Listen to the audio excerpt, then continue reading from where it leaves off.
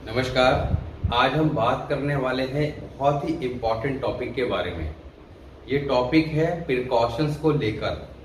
कई बार हमारे चार्ट देखने में काफ़ी अच्छे होते हैं, हमें लगता है कि हमारे जो प्लैनेट्स हैं वो काफ़ी अच्छी पोजीशन में, मगर हमें उनका लाभ नहीं मिल पाया या जीवन में कई बार बहुत बड़ी परेशानी आ जाती है जिसका हमें कारण पता नहीं लगता कि हमारा महादशा भी ठीक चल रही है, हमारा वर्षफल भी ठीक है, मगर प्रॉब्लम्स आ क्यों रही है।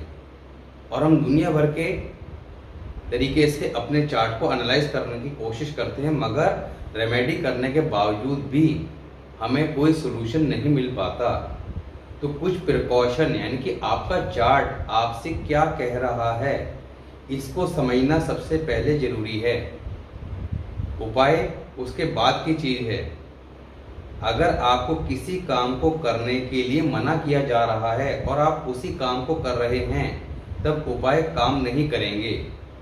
इस बात को आप ऐसे भी समझ सकते हैं कि जैसे किसी व्यक्ति को कोई बीमारी है और डॉक्टर ने उसको कोई प्रिकॉशन बताई है। सपोज किसी को वाइन पीने के लिए मना किया है कि आपने शराब का सेवन नहीं करना, करेंगे तो जहर के समान काम करेगा, मगर उस व्यक्ति ने अगर उसका सेवन जारी रखा तो यहाँ पर दवाई भी काम नहीं करेगी।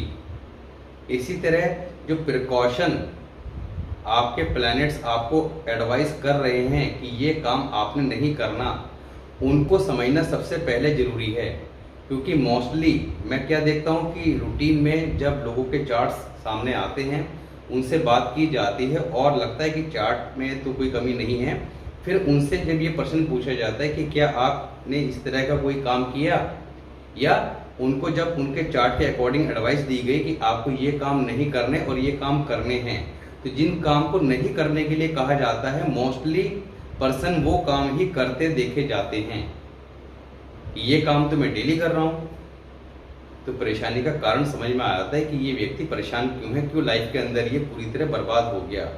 क्योंकि चार्ट कब कोई एनालाइज कराएगा, जब परेशानी ज़्यादा बढ़ जाएगी।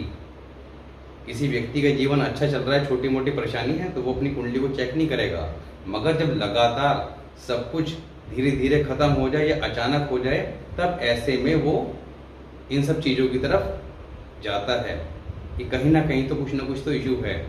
तो यहाँ पर इन सब चीज़ों को अगर कोई व्यक्ति समय रहते समझ ले तो निश्चित तौर पर लाइफ के अंदर बड़ी मुसीबतों से बच सकता है और लाइफ में अच्छी खासी ग्रोथ ले सकता है। तो यहाँ पर आज हम बात करेंगे कुछ इम्पॉर्टेंट प्रिकॉशंस के बारे में, जिसको आपको याद रखना बिल्कुल ज़रूरी है। क्योंकि ये प्रिकॉशंस आपके परिवार में किसी न किसी के चार्ट में डेफिनेटली मिलेगी। कोई किसी के चार्ट में होगी, कोई किसी के चार्ट में होगी, तो आपको समय पर रहते समझना है और ये एडवाइस कर देनी है। अब यहाँ पर सबसे पहले बात करेंगे मून। अब मून अगर किसी का कुंडली में 6th हाउस में है, तो जो लोग फर्स्ट टाइम वीडियो देख रहे हैं उस चीज को समझ लें कि हाउसेस क्या हैं। 12 हाउसेस हैं। आपका ये फर्स्ट हाउस है और फर्स्ट हाउस को लेकर हम चलेंगे फर्स्ट, सेकंड, थर्ड, इस तरह ये 6th हाउस आ गया। नंबर कोई भी हो, राशि कोई भी हो, ये आपके लिए 6th हाउस है। अब 6th हाउस के अंदर अगर आपका मून प्लेस्ड है, तब ऐसे व्यक्ति को क्या नहीं करना। ऐसे व्यक्ति को जन साधारण के लिए यानी कि आम आदमी के लिए दूध पानी का दान नहीं करना। अब इस बात को ऐसे समझेंगे, कई बार हम लोग जैसे गर्मियों के मौसम में छबीली वगैरह करके जो है अलग अलग जगह अलग अलग भाषाओं का प्रयोग किया जाता है। तो हमारी तरफ छबीली जिसे बोलते हैं कि आपका दूध और शरबत वगैरह ये पिलाते हैं लोग खड़े होके। इस तरह का काम करना या दूध पानी का डोनेशन किसी आम व्यक्ति को करना, यहाँ पे धर्म स्थान की बात नहीं हो रही है या अपने परिवार की बात नहीं हो रही है, आम व्यक्ति को करना, या आम व्यक्ति के लिए पानी का संबंधित कोई व्यवस्था कराना। पुराने समय में किताब में लिखा गया है कि कुएं आदि के निर्माण में सहयोग देना, क्योंकि पुराने समय में पानी की व्यवस्था के लिए एक कुएं जो बना करते थे वो एक आम आदमी यानी कि सभी लोगों के लिए हुआ करते थे, जिसका सभी लोग प्रयोग कर सकें। तो उसके निर्माण के लिए कोई व्यवस्था करना। आज के समय में हैंडपंप चलते हैं या वाटर कूलर वगैरह, इस तरह से किसी भी तरह की कोई व्यवस्था करना ऐसे व्यक्ति को बहुत ज़्यादा लाइफ में ट्रबल क्रिएट कर देगा। मेन इफेक्ट किस पे जाएगा? उसकी औलाद पर। तो यहाँ पर संतानहीनता तक के योग कुंडली में बना देगा। या तो संतान होगी नहीं अगर पहले से करता आ रहा है, और नहीं तो संतान पे कष्ट आ जाएगा अगर होगी तो। दूसरा, मून अगर 10th हाउस में है। अब 10th हाउस में मून, बेसिकली मून का जब टॉपिक कराया था तब आपको बताया था कि मून कुंडली के 12 हाउसेस में जनरली 3 ऐसे हाउस हैं जहां पर वो शुभ नहीं माना गया। 6th हाउस, 10th हाउस और 12th हाउस, 3 जगह मून का प्लेसमेंट अच्छा नहीं माना गया नॉर्मली। हालांकि हमने इन हाउसेस में भी मून के प्लेसमेंट की गुड कंडीशन को लेके भी बात करी थी, क्योंकि कोई भी प्लेनेट किसी भी हाउस में गुड भी हो सकता है, बैड भी हो सकता है, मगर generally 6th house, 10th house और 12th हाउस में शुभ नहीं होता। तो यहाँ पर 6th हाउस के लिए प्रिकॉशन करनी है। अगर 10th हाउस में प्लेस्ड है तब क्या करना है? 10th हाउस के अंदर मून शुभ नहीं रहता, हालांकि ऐसे लोग डॉक्टरी का कार्य करते हैं तो वो अच्छा रिजल्ट देता है। और उसमें भी ऐसे व्यक्ति को अगर कोई व्यापार करता है, अगर कोई व्यक्ति व्यापार करता है, जनरली ऐसे लोग मेडिसिन से रिलेटेड व्यापार करते देखे गए हैं, डॉक्टरी का काम करते देखे गए हैं, मगर ऐसा व्यक्ति अगर व्यापार करता है और मेडिसिन से रिलेटेड करता है या मेडिसिन के अलावा और किसी तरह का करता है, तो उसको लिक्विड मेडिसिन से रिलेटेड व्यापार नहीं करना। डॉक्टर है तो लिक्विड मेडिसिन नहीं देनी। ऐसा व्यक्ति अगर डॉक्टर है और वो ड्राई मेडिसिन अपने पेशेंट को देता है तो वो जादुई असर, कई बार आपने देखा होगा कि किसी की दवा बड़ी जल्दी लगती है, चाहे डॉक्टर छोटा ही क्यों ना हो। तो यहाँ पर लिक्विड मेडिसिन नहीं देनी, लिक्विड चीज़ों का इस्तेमाल रात के समय नहीं करना, ना ही लिक्विड मेडिसिन, ना ही रात के समय दूध पीना। तो इन बात की प्रिकॉशन रखनी है। दूसरा, अगर 12th हाउस में मून है तो 12th हाउस का मून जो है वो कब शुभ परिणाम देगा या कैसे देगा, उसके शुभ परिणाम कैसे लेने हैं, ये मून के टॉपिक में बात करी थी डिटेल में। मगर यहाँ पर इस बात को समझना है कि जिसका 12th हाउस में मून है उसको नंबर 1 एजुकेशन से रिलेटेड कोई भी शिक्षण संस्थान वगैरह या कोचिंग सेंटर इत्यादि का काम नहीं करना, स्पेशली जहाँ पर मुफ्त शिक्षा दी जाती हो, यानी कि फ्री एजुकेशन दी जाती हो। किसी बच्चे की एजुकेशन के लिए उसकी फीस, कई बार हम ऐसा होता है कि उसकी फीस बच्चे की जमा कर दी, बच्चा गरीब है, या उसे बुक्स डोनेट कर दी, तो ये काम नहीं करना। आप किसी और तरह से हेल्प कर सकते हैं। दूसरा, साधु फकीर को मुफ्त में भोजन नहीं देना, रोटी नहीं देनी। अब बात थोड़ी सी अजीब जरूर है, मगर यहाँ पर अगर ऐसा व्यक्ति ये काम करता होगा तो निश्चित तौर पर जिसकी भी मून 12th हाउस में होगा, आप नोट करेंगे कि उसको काफ़ी ज़्यादा परेशानी उठानी पड़ेगी लाइफ के अंदर। कितना ही बड़ा उसका सेटअप क्यों ना हो, बर्बाद हो जाएगा। और मैंने बहुत सारे ऐसे चार्ट में ऐसे लोगों को बर्बाद होते देखा है कि बहुत अच्छा सेटअप था, मगर जब उसको ये कहा कि आपने अपने मून को ठीक रखने के लिए ये करना है और ये काम नहीं करने, तो जब ये काम उसको बताए गए तो उसने छूटते कहा कि ये काम तो मैं रेगुलर करता हूँ, मैंने तो बहुत किया ये काम। तो समझ में आ गया कि उसकी प्रॉब्लम है किस वजह से। तो जिस काम के लिए आपका चार्ट मना कर रहा होता है, नॉर्मली व्यक्ति उसी काम को करता देखा जाता है। किसी को मंदिर जाना मना है तो मंदिर सबसे ज़्यादा जाएगा। किसी का चार्ट कहेगा कि पूजा पाठ ज़्यादा नहीं करनी, वो लोग जब भी बात करेंगे तो उनसे पता लगेगा कि वो घर में पूजा पाठ जरूर से ज़्यादा कर रहे हैं। अब किसी का जुपिटर 7th हाउस में है तो उसको है पूजा पाठ अवॉइड करनी है, इसकी भी आगे बात करते हैं। मगर पता लगा कि ऐसा व्यक्ति 1-1 घंटा 2-2 घंटा बैठ के घर में पूजा कर रहा है, खूब घंटे बजा रहा है, खूब पूजा कर रहा है, जितने भगवान हैं सबकी सेवा में लगा हुआ है और बहुत ज़्यादा लाइफ में परेशान है। तो ये सारे जो लॉजिक हैं कि कई बार कि हम लोग बहुत पूजा पाठ करते हैं और उसका लाभ नहीं मिलता, तो किन लोगों को नहीं मिलता और किन लोगों को मिलता है, ये समझना जरूरी है। तीसरा बात करते हैं सैटर्न। अब सैटर्न अगर कुंडली के 1st हाउस में प्लेस्ड है, अब देखिए यहाँ पर इस बात को आप इस तरीके से भी समझ सकते हैं कि यहाँ पर ये चीजें आपके लगन चार्ट में भी अप्लाई करेंगे और वर्षफल में भी। अब वर्षफल का जो कॉन्सेप्ट है उसको आप ऐसे समझिए कि कई लोग कहेंगे कि वर्षफल कैसे निकालें या कैसे बनाएं। बहुत इजी है, बहुत सारे ऐप प्ले स्टोर के अंदर अवेलेबल हैं, उसके अंदर नॉर्मली सबसे ज़्यादा जो मोस्ट पॉपुलर ऐप है, मैं किसी के लिए आपको सजेस्ट नहीं कर रहा, मगर नॉर्मली एस्ट्रोसेस करके एक ऐप है, उसको आप डाउनलोड कर सकते हैं। वहाँ पर आपको रेड बुक के अकॉर्डिंग जब अपने चार्ट को चेक करेंगे तो वहाँ आपको वर्षफल का ऑप्शन ही मिल जाएगा। आप किसी भी ईयर का वर्षफल चेक कर सकते हैं। और वर्षफल के अकॉर्डिंग जब प्लैनेट इन हाउसेस में आए, जिनकी भी बात करिए, जैसे मून 6th हाउस की बात करिए तो लगन कुंडली में 6th हाउस में है, तो ये प्रिकॉशन आपने होल लाइफ के लिए करनी है, यानी कि पूरी जिंदगी इस काम को ध्यान रखना है।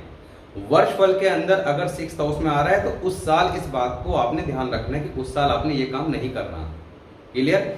सेकंड, सैटर्न की बात करें तो सैटर्न अगर जो है कुंडली के 1st हाउस में है तब क्या नहीं करना, सैटरडे को, शनिवार को तेल या तांबे का दान नहीं करना। नॉर्मली 90% लोग जब लाइफ में परेशान होते हैं तो वो अपने आसपास जो भी पंडित जी होते हैं या खुद भी चीज़ों को समझते हैं, तो कोई कहता है मेरी 7.5 चल रही है, कोई कहता है ये चल रही है, वो चल रही है, तो वो शनि मंदिर में सबसे ज़्यादा जाते हैं और जाना चाहिए भी। मगर सैटरडे को जिनका सैटर्न 1st हाउस में है लगन कुंडली में, और अगर वर्षफल में आ जाए, लगन कुंडली में कहीं बैठा हो मगर वर्षफल में अगर 1st हाउस में आ जाए तो उस साल सैटरडे को तेल का दान नहीं करना, ना किसी व्यक्ति को करना, ना ही मंदिर में करना है। तांबे का दान नहीं करना, इस बात का ध्यान रखना है, तो आपका ठीक रहेगा। अगर सैटर्न ठीक भी हुआ, अगर आप ये काम करते रहे तो सैटर्न जो है आपको खराब फल देना स्टार्ट कर देगा। 8th हाउस में अगर सैटर्न है, अब 8th हाउस का सैटर्न शुभ परिणाम भी देता है, मगर एक बात की प्रिकॉशन बताई गई है। क्या? ऐसे व्यक्ति को जनसाधारण के लिए, जनसाधारण मीन्स आम लोगों के लिए, धर्मशाला, सराय, यानी कि जहाँ पे लोग आराम करते हैं, ठहरते हैं, कई जगह आपने देखा होगा हरिद्वार या कई धार्मिक प्लेसेस ऐसे होते हैं कि जहाँ पर धर्मशाला बनी होती है, जहाँ पर आप जाके फ्री में ठहर सकते हैं। तो ऐसी धर्मशाला के निर्माण के लिए पैसा नहीं देना और ना ही निर्माण कराना है। वरना कई बार क्या होता है कि लोगों के पास बहुत पैसा होता है तो वो सोचते हैं कुछ भलाई का काम किया जाए। अब भलाई का काम करने के और 50 तरीके हैं, मगर आपने अपने चार्ट के अकॉर्डिंग ये समझ लेना कि पर्टिकुलर एक ये काम नहीं करना। तो अगर सैटर्न आपका 8th हाउस में है तो किसी भी तरह के धर्मशाला के निर्माण के लिए ना तो पैसा देना है, ना ही धर्मशाला का निर्माण खुद कराना है। अदरवाइज ये सैटर्न आपको इतने ज्यादा बैड इफेक्ट देगा कि आपका मकान तक बिकवा देगा, क्योंकि सैटर्न जब बुरा फल देगा तो सीधा सीधा असर किस पे देगा? मकान पे। दुख का कारक है, मकान का कारक है, मकान बिकवा देगा। आप दूसरों के रहने की व्यवस्था कर रहे थे, वो आपके रहने की व्यवस्था खत्म कर देगा। बात करेंगे जुपिटर। अब जुपिटर 7th हाउस में, तो ऐसे व्यक्ति को बहुत ज्यादा पूजा पाठ नहीं करनी चाहिए। ये जुपिटर 7th हाउस का जब टॉपिक कराया था तो उसमें आपको डिटेल में समझाया था। अब 7th हाउस में जुपिटर हो तो ऐसे व्यक्ति को अपने कपड़े जो हैं वो दान नहीं देने। नंबर 1, विशेषकर किसी धर्म स्थान। अब धर्म स्थान की बात इसलिए कर रहे हैं कि यहाँ पर किसी भी कैटेगरी के लोग हों, यानी किसी भी धर्म से संबंधित लोग हों, तो वो अपने धर्म स्थान को मान के चलेंगे। हिंदू हैं तो वो मंदिर के पुजारी को, और अगर मोमडन है तो वो अपने मस्जिद के अंदर जो मौलवी वगैरह होते हैं उनको, और अगर सिख हैं तो वो अपने गुरुद्वारे में जो उनके गुरु साहब होते हैं उनकी बात करेंगे। तो इस तरह धर्म स्थान में स्पेशली पुजारी को या जो भी वहाँ पे टेक केयर करते हैं उनको किसी तरह के कपड़े वगैरह डोनेट नहीं करने। अदरवाइज ये जुपिटर काफ़ी ज़्यादा बैड इफेक्ट देगा, स्पेशली पैसे से उस व्यक्ति को निर्धन बना देगा। दूसरा, औलाद पे बैड इफेक्ट देगा। अगर वो ये काम शुरू से कर रहा तो औलाद होगी नहीं, और अगर हो भी गई तो जीवन में उस व्यक्ति का सारा पैसा बर्बाद करेगी। Jupiter 8th house. अब 8th हाउस का जुपिटर अगर है तो ऐसे व्यक्ति को क्या करना है? जितना दान करेगा उतना धन उसको आएगा।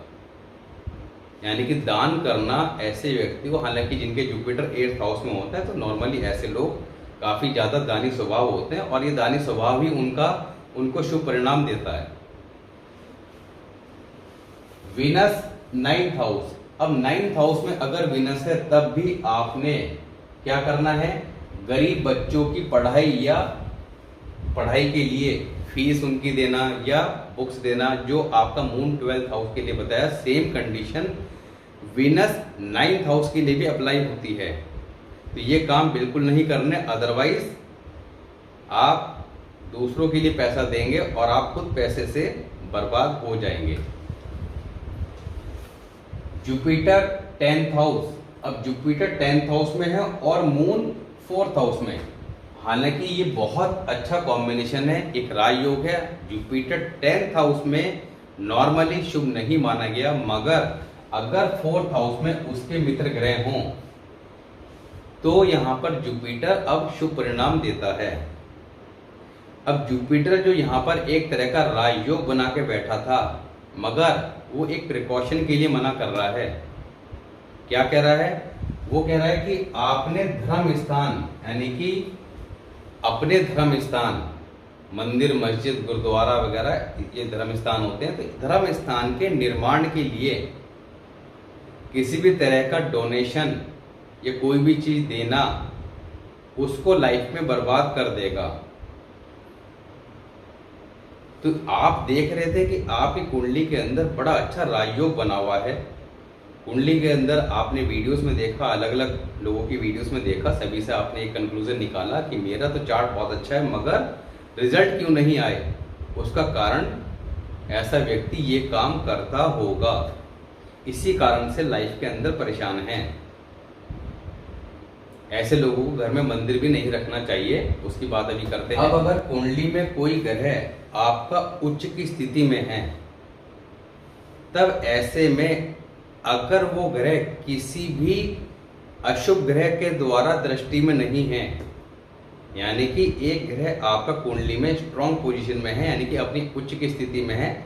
अब ग्रहों की उच्च और नीच स्थिति के बारे में आप जानते होंगे, या स्टार्टिंग की वीडियो में विस्तार से समझाया गया है एक एक चीज के बारे में। तो जो लोग नहीं जानते वो स्टार्टिंग की वीडियो में जाके इजीली सब कुछ समझ सकते हैं। यहाँ पर अगर कोई प्लैनेट आपकी कुंडली में उच्च की स्थिति में है, उससे संबंधित, और वो शुभ स्थिति में है, यानी कि उच्च के साथ साथ शुभ भी है। शुभ मतलब उसके ऊपर कोई नेगेटिव इंपैक्ट नहीं है। सपोज कीजिए मून आपका कुंडली में 2nd हाउस पे है। अब 2nd हाउस के अंदर कालपुरुष कुंडली के हिसाब से 2 नंबर की राशि आती है, तो यहाँ पर 2nd हाउस में मून जो है, चंद्रमा जो है, वो उच्च की स्थिति में माना जाता है, शुभ माना जाता है। अब उसके शुभ के और अशुभ के लक्षण भी बताए गए हैं मून 2nd हाउस के वीडियो में। तो यहाँ पर कोई भी प्लैनेट आपकी कुंडली में उच्च की स्थिति में है, 1st हाउस में आपको बताया था कि सूर्य उच्च का होता है, या कुंडली में सूर्य कहीं बैठा हो 1 नंबर के साइन में हो।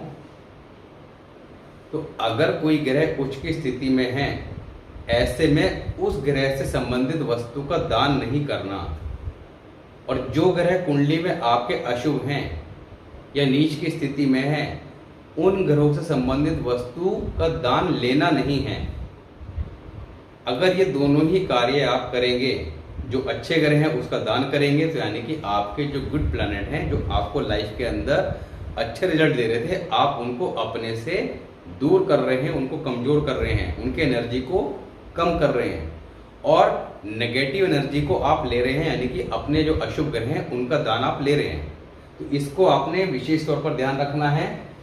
ये रूल आपने लगन कुंडली के हिसाब से भी लेके चलना है, और जिस साल वर्षफल कुंडली के हिसाब से उपाय करने हैं उसके हिसाब से भी लेके चलना है। यानी कि उपाय आपको बताया था कि 2 तरह से किए जाते हैं, लगन कुंडली के अकॉर्डिंग प्लस वर्षफल कुंडली के अकॉर्डिंग। ऐसा नहीं करना है कि आपने वीडियोस देखी, किसी की भी देखें, मगर आपको ये पता लग गया कि मेरा राहु कुंडली के 8th हाउस में है। अब 8th हाउस के राहु के लिए बहुत सारी रेमेडीज हैं। उसमें एक रेमेडी ये भी है कि 8 नारियल जल प्रवाह कर दें। तो आपको पता लगा रहे ये तो बहुत ख़राब पोजीशन में है और लक्षण मेरे से मैच कर रहे हैं, तो आज ही वीडियो देखिए और अगले दिन जाके 8 नारियल जल प्रवाह कर दिए, पता लगा कि नुकसान हो गया। तो रेमेडी को करने से पहले सभी वीडियोस को तरीके से समझें। जब लगातार जो लोग देखते आ रहे हैं पूरे कॉन्सेप्ट को समझ चुके होंगे, काफ़ी हद तक उनको चीज़ें क्लियर हो गई होंगी, और बाकी आने वाली जो नेक्स्ट वीडियोस हैं उसके अंदर कुछ इंपॉर्टेंट रूल जो डिस्कस किए जाएंगे उनसे आप एट ए ग्लास समझ जाएंगे कि कौन सा प्लैनेट आपकी कुंडली में किस पोजीशन में है। तो यहाँ पर दान करना या कोई भी उपाय करने के लिए लगन कुंडली और वर्षफल दोनों के कॉम्बिनेशन से चार्ट को ठीक किया जाता है। अब आपका जो लगन कुंडली थी वो तो जब आप पैदा हुए थे तब बन गई थी, आपको उसकी जानकारी जो है 25 साल की उम्र में या 45 साल की उम्र में हुई। तो उस वक्त जो योग थे शुभ या अशुभ, उनके उपाय करने कैसे हैं, कब करने थे, उसको समझना जरूरी है। 20 साल की उम्र में करने थे, 30 साल की उम्र में करने थे, 40 साल की उम्र में करने थे, कब उसका इफेक्ट आएगा, सब बातों को समझना जरूरी है। जब आवश्यकता हो तब उपाय करना है, ऐसे नहीं करना। किसी के अगर कुंडली में योग हुआ है कि उसको जो है आपका कैंसर की बीमारी होगी, अब वो जाके अगर होगी 40 साल की उम्र में, तो उसने 20 साल की उम्र में पता लग गया तो अभी से दवाई खानी शुरू कर दी, ऐसा नहीं ना। कुछ प्रिकॉशन लेके चलनी होगी जो आपका चार्ट कह रहा होगा, और कुछ रेमेडी फॉलो करनी होगी। निश्चित तौर पर आप इन अशुभ योगों से बच सकते हैं। तो यहाँ पर घर में मंदिर स्थापित ना करें। अब ये बात पर बहुत ज़्यादा जोर दिया गया है और पिछले काफ़ी वीडियोस में मैंने काफ़ी ज़्यादा इस विषय पे बात करी है कि घर में मंदिर स्थापित ना करें। आप एक बात सोचिए कि धर्म स्थान बनाए गए हैं, हर धर्म के अंदर उनके धर्म स्थान बनाए गए हैं, मस्जिद बनाई गई है, मंदिर बनाए गए हैं, गुरुद्वारे बनाए गए हैं, चर्च बनाए गए हैं। लॉजिक क्या है, क्यों बनाए गए? घर में ही सारे काम क्यों नहीं कर लेते? देखिए, आपका जो घर है, गृहस्थी है, वो क्या है? वीनस है। वीनस क्या है? आप लक्ष्मी, धन, ज़्यादा मात्रा में धन प्राप्त होना, इकट्ठा होना, बैंक बैलेंस, ये सब वीनस है। आपकी मैरिड लाइफ।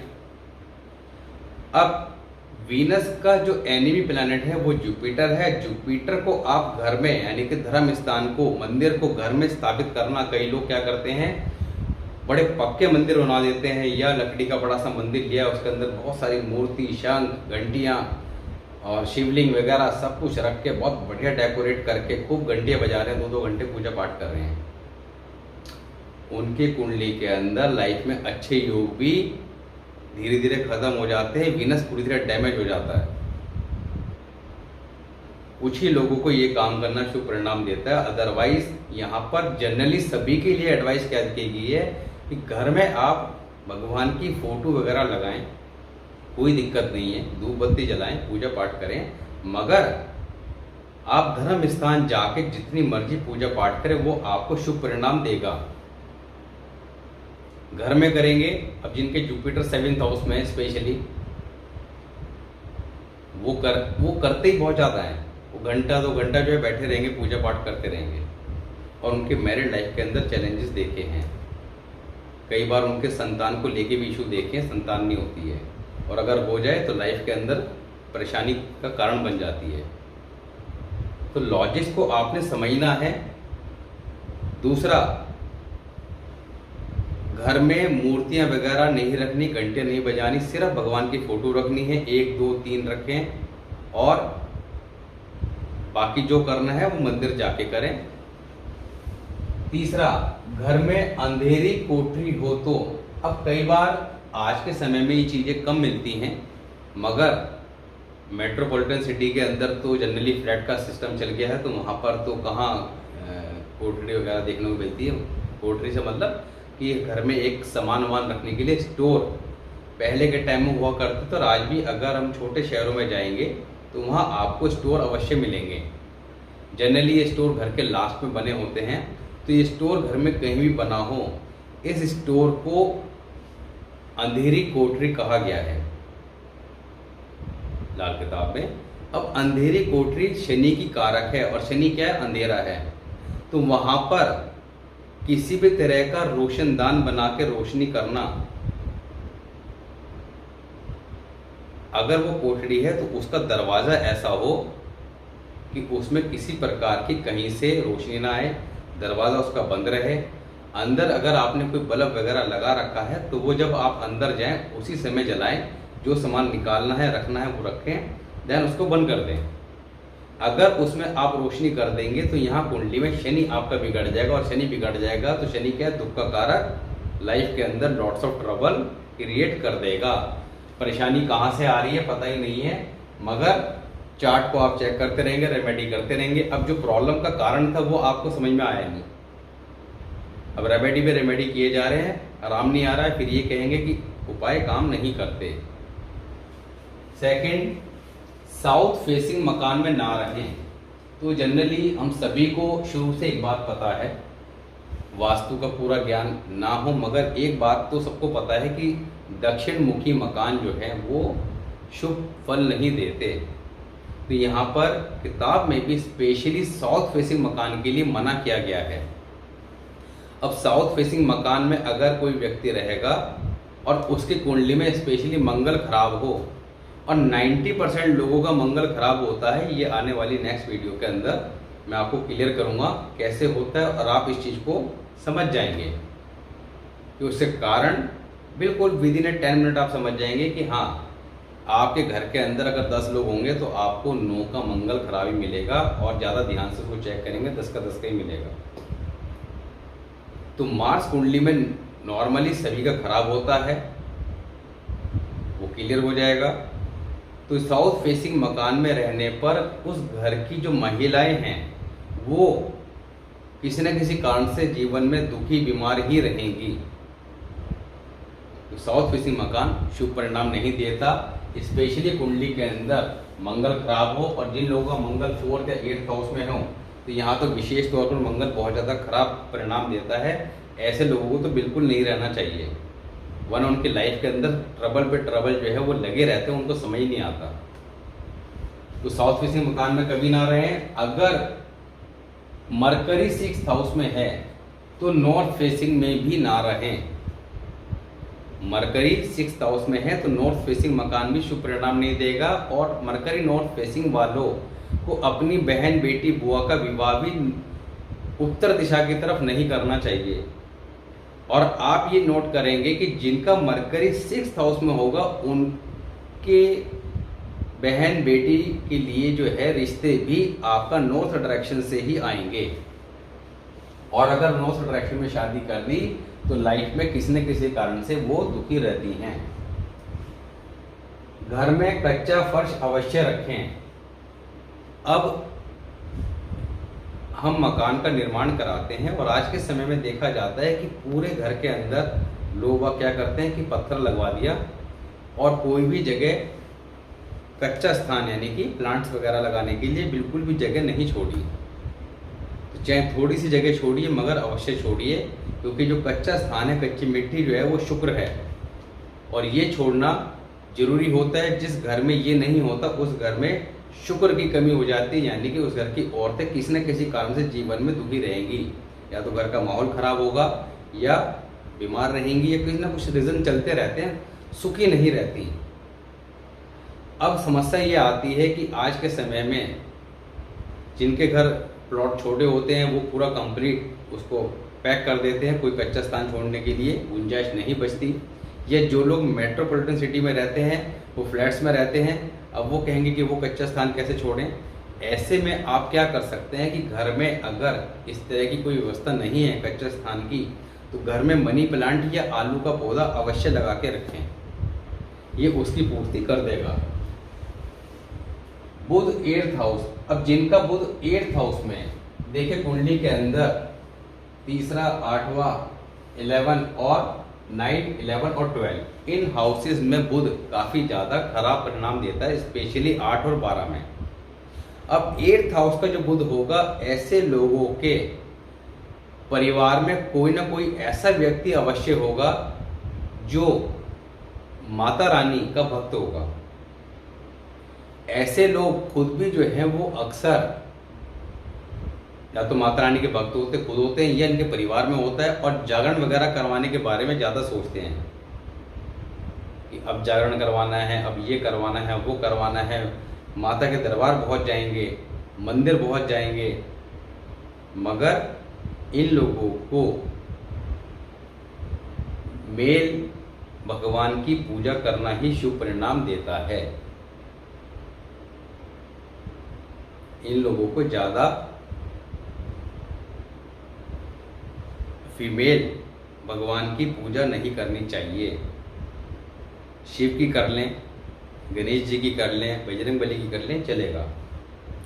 दूसरा, इन लोगों को धर्म घर में जो मंदिर है उसका स्थान अक्सर बदलते रहने की आदत होती है, वो नहीं बदलना चाहिए। विशेष तौर पर जब वर्ष भर के अंदर बुध 8th हाउस में आएगा उस साल ये 100% घर में मंदिर का जो स्थान होता है वो चेंज करते हैं, और जब चेंज करते हैं तो उसके कुछ ही दिनों के अंदर प्रॉब्लम आती हैं। तो यहाँ इस बात का विशेष ध्यान रखना है। मंगल 6th हो या शनि 5th में हो, दोनों ही कंडीशन में क्या करना है, सेलिब्रेशन नहीं करना। अब मंगल क्या है, सेलिब्रेशन का कारक, खुशियां, मांगलिक कार्य, मंगल। तो यहाँ पर आप अगर सेलिब्रेशन करेंगे, मंगल स्ट्रांग होगा। मंगल कहाँ बैठा है, 6th हाउस में, तो क्या होगा, आपके संतान को किसी न किसी प्रकार का कष्ट आएगा। जनरली जिन लोगों का मंगल 6th हाउस में होगा वो लोग जितना ज़्यादा सेलिब्रेशन करेंगे, समस्या निश्चित तौर पर आती है। आप चेक कीजिए कि जिनके भी चार्ट में हो, कभी इन चीज़ों पे ध्यान नहीं जाता है, मगर आप इन बातों को समझ के जब इन सब चीज़ों को चेक करेंगे, और जिस व्यक्ति की कुंडली में ये सब रूल में से कोई ना कोई रूल अप्लाई होता होगा और वो अगर यही काम करता होगा तो डेफिनेटली कोई ना कोई इशू मिलेगा। वो व्यक्ति बर्बाद होता हुआ दिखाई दे रहा होगा अगर लंबे समय से ही काम कर रहा होगा। इसी तरह सैटर्न 5th हाउस के समय भी इस बात का विशेष तौर पर ध्यान रखना है। मीठा नहीं बांटना, ऐसे लोग को बच्चों का जन्मदिन सेलिब्रेट नहीं करना, कोई बहुत ज़्यादा किसी भी तरह का सेलिब्रेशन हो, चाहे यार दोस्तों के साथ हो, तो वो नहीं करना। सिंपल वे में करें, उसी में भलाई है। करेंगे तो दिक्कत आएगी। तो आज हमने बात करी कुछ इम्पोर्टेंट रूल के बारे में जिनको समझना काफ़ी ज़्यादा ज़रूरी था। अदरवाइज चार्ट को ही ढूंढते रहते हैं कि हमारी कुंडली में कहाँ दिक्कत है, और ये काम करते रहते हैं तो फिर कुंडली में उपाय का भी लाभ नहीं मिलता। नेक्स्ट वीडियो में बात करेंगे कि कुंडली के अंदर प्लैनेट अच्छी पोजीशन में होने के बावजूद अपना फल क्यों नहीं देते, या आप इसको ऐसे कह सकते हैं कि प्लैनेट कुंडली के अंदर नीच के होने के बावजूद उच्च का परिणाम देते हैं और उच्च के होने के बावजूद नीच का परिणाम देते हैं। इसके पीछे का लॉजिक समझ में नहीं आता है। उसको आप एट ए ग्लांस 10 मिनट के अंदर समझ जाएंगे कि हमारी कुंडली के अंदर ये प्लैनेट अगर अच्छी पोजीशन में है और इसका लाभ हमें आज तक क्यों नहीं मिला, या इसके अपोजिट रिजल्ट हमें क्यों मिल रहे हैं, वो आपको क्लियर हो जाएगा। कुछ इंपॉर्टेंट रूल डिस्कस करेंगे, तो काफ़ी इंपॉर्टेंट टॉपिक रहेगा नेक्स्ट वीडियो में। तो मिलते हैं नेक्स्ट वीडियो में, तब तक के लिए नमस्कार।